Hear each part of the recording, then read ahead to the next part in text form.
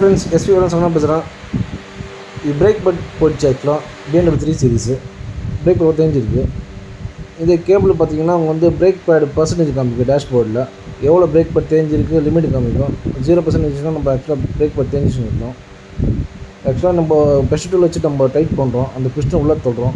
ஏன்னா new break but install பண்ணுறதுக்கு நம்ம பிஸ்டன் தள்ளி தான் ஆகணும். இது பெஸ்ட் டூல்ஸ் இது டைட் பண்ணிடும். உங்களுக்கு வந்து பிஸ்டன் உள்ளே போயினே இருக்கும். மெயினாக நம்ம வீடியோ வந்து ஷேர் பண்ணுங்கள், லைக் பண்ணுங்கள்.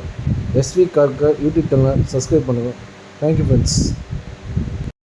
BMW 3 சீரிஸ் அந்த பிரேக் பேட் மாற்றணும்ல, அந்த பிரேக் பேடுக்கு எப்படி நம்ம ரீசெட் பண்ணுறோம் நம்ம டிஸ்பிளேல காமிக்க போகிறோம். ஆக்சுவலாக பிரேக் பேட் மாற்றி ஆயிடுச்சு. ஆக்சுவலாக இப்போ அந்த தெரியும் உங்களுக்கு டிஸ்பிளேல காமிக்கும். ஆக்சுவலாக break bad need to replace சொல்லிட்டு காமிக்கும். ஆக்சுவலாக நம்ம பிரேக் பேட் மாற்றாமல் ஓட்டினீங்கன்னா பிரேக் டிஸ்க் தேஞ்சிடும். ப்ரீமியம் வண்டிலாம் ஃபஸ்ட்டு உங்களுக்கு இண்டிகேஷன் தான் டிஸ்பிளேயில். இது எப்படி ரீசெட் பண்ணோன்னா நம்ம ஸ்கேனர் மூலியமாக ரீசெட் பண்ணணும். இது ஆக்சுவலாக பார்த்தீங்கன்னா அதுக்கு 0% காமிக்கும். ஆக்சுவலாக பிரேக் பேட் லிமிட் சொல்லிட்டு 0% காமிக்கும் அந்த ஸ்கேனரில். அது வந்து நம்ம 100% மாற்றணும். ஏன்னா பிரேக் பேட் மாற்றி ஆயிடுச்சு.